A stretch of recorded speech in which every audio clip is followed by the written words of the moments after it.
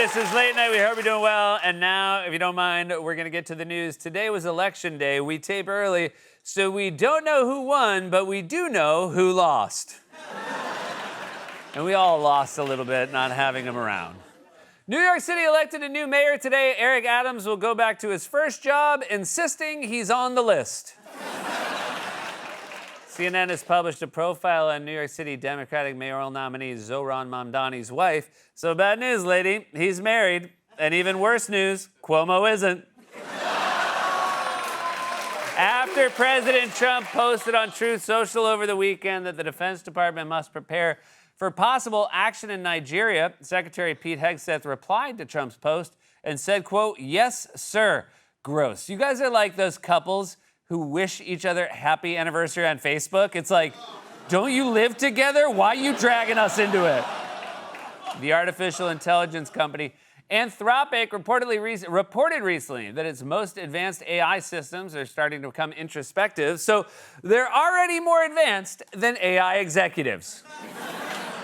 Sotheby's has announced that it will auction off a sculpture of a solid gold toilet titled America, though I don't know if that's fair, since the toilet actually works. Authorities in Texas were recently called to a Spirit Halloween store after a pet monkey escaped from its owner and was swinging from the rafters. Luckily, they had a plan. And finally, a Mississippi mom fatally shot a monkey. A lot of monkey news. This one, it didn't work out as well for this monkey as the one in Spirit Halloween. If you're a monkey and you're get lost in a Spirit Halloween. There's a better chance. And finally, a Mississippi mom fatally shot a monkey last week that escaped from an overturned truck, whose driver mistakenly told authorities that the primates were infected with COVID-19 and various sexually transmitted diseases. She's being charged with trying way too hard to get into a monologue joke. And that was a monologue, everybody. We've got a great show for you tonight.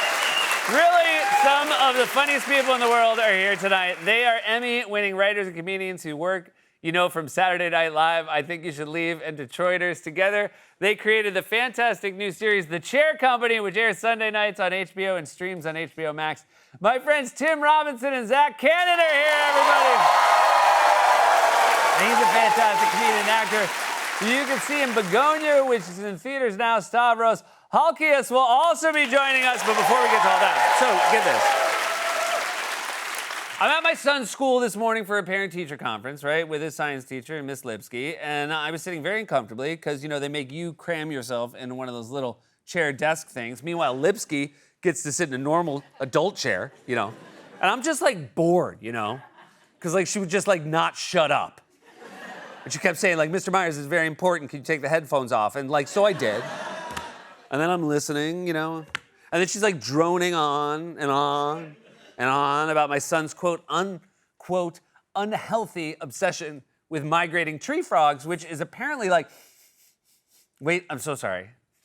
I could be wrong here, but I think I smell some smoke, and that can only mean one thing. It's time for Ya Burnt.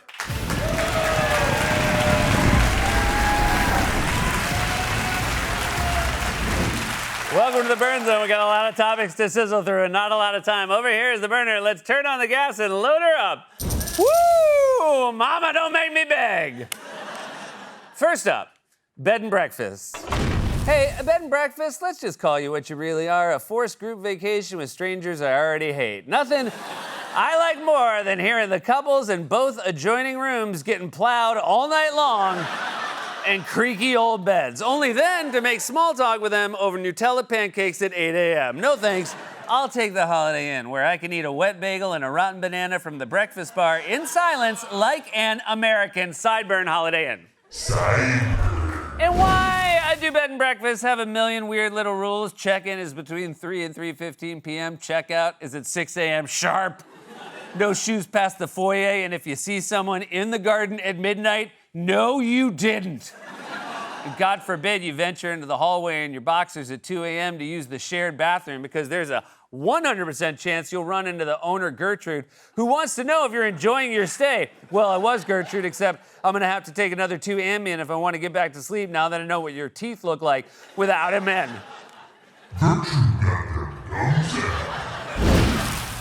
Bed and breakfast better throw another log on your charming little fireplace because you burnt. Voting machines. Look, I'm sure you're secure, and any president or commentator who would cast doubt on the voting process is out of their mind. But also, let's be real, you janky as hell. If you weren't, why would you need to be hidden behind what looks like the shower curtains at the Y? And it doesn't help that every person running my polling place looks like they need a 2-hour phone call to switch their TV back from HDMI 2. Remember when voting meant pulling a lever? Now I get handed a 4-foot Scantron and a terrible pen. Voting machines, you must be short-circuiting because you're burnt. Crocs! Giving up but too tired to tell everyone? Show them with Crocs. What situation could you possibly be in where you need waterproof shoes but you still want some of the water to touch your feet?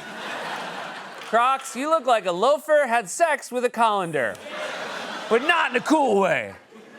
You have more holes than the ending of Shawshank Redemption. How did you attach the poster for me outside? Crocs, you're like Quentin Tarantino. You have a ton of fans, but I don't want you anywhere near my feet. Hey, Crocs, you must be melting in the sun because you're burnt. People who give their dogs human names. Hey, people who give their dogs human names. No, stop that. It's bad, no.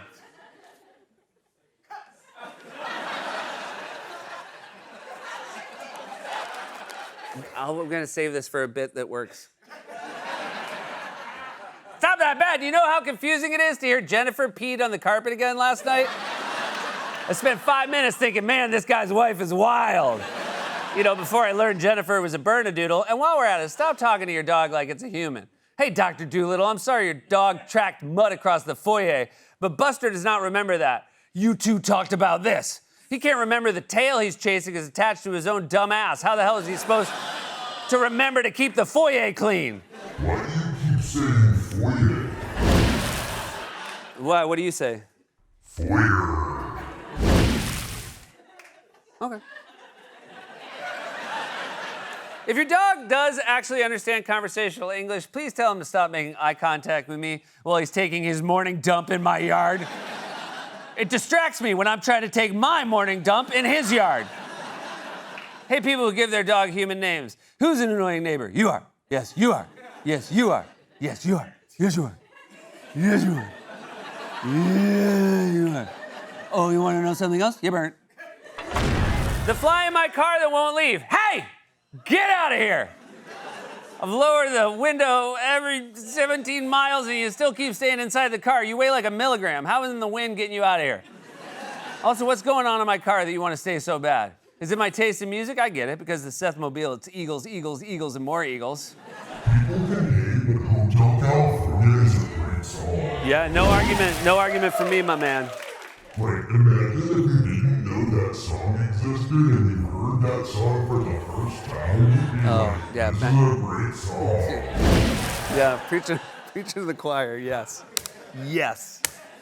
Also, Fly, are you the same Fly that was in the car on my last trip and the trip before that and also the one before that? If so, how are you staying alive? Is it the 5 pounds of goldfish cracker crumbs my kids have left under the seats that my wife keeps telling me to vacuum, but I don't vacuum? I just push them under the seat. Hey, Fly, buzz off, you bird. Wedding registries. Oh! No argument for me, man. No argument. Iconic riff. Joe Walsh. Anyway, what were we talking about? Oh, right, wedding registries. For people who are grown up enough to get married, but apparently not grown up enough to buy their own forks, it's bad enough having to waste my Saturday watching your weird family put on a performance of the Macarena so bad it could be considered a hate crime. But now, I have to furnish your apartment too. Also, wedding registries. You can forget the Megan baller, go back. You can forget the melon baller, yeah. Keep the Megan baller. You can forget the melon baller. Once those two have kids, they're not gonna be balling anything.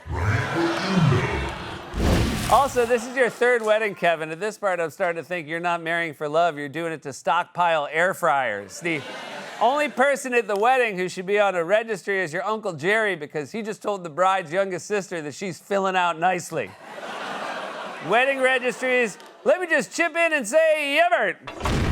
Round right. rice! Finally, an option for people who like white rice but wish it was 1% healthier and 50% less delicious. You're really gonna reap the benefits of those 3 extra grams of fiber by subbing brown rice in that 3,000 calorie monstrosity you just ordered at Chipotle? A study shows that brown rice has 70 to 90% more arsenic than white rice, which begs the question,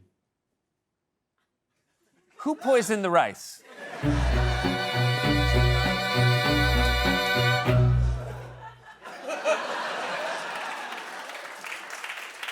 The founding day banquet at Cavendish Hall began with a toast to heritage and ended with Lord Cavendish face down in a bowl of brown rice.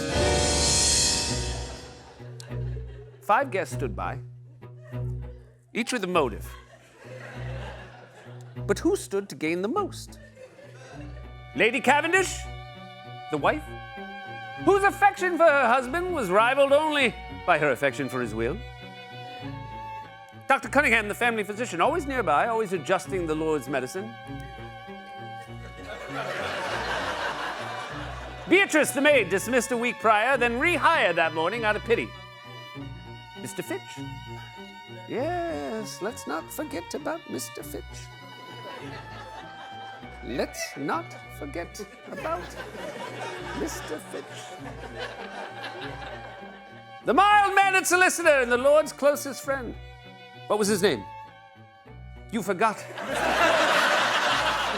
About Mr. Fitch. Colonel Bramwell, the penniless house guest who still believed he was in charge of India. Each had a reason for murder. At first, I believed the Lord had been poisoned by the rice. But no! The poison was in the inkwell.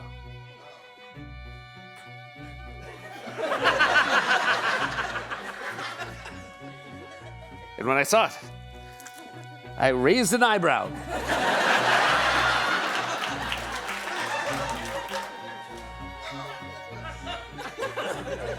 The same inkwell used to change his will that morning, that money now going to none other than Mr. Fitch. You couldn't resist making yourself the heir, but alas, your cleverness was your undoing. Brown rice!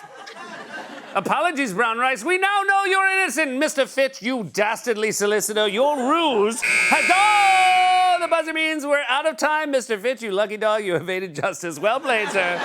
Well, then, this has been your Bert. We'll be right back with Tim Robinson. Is that canon?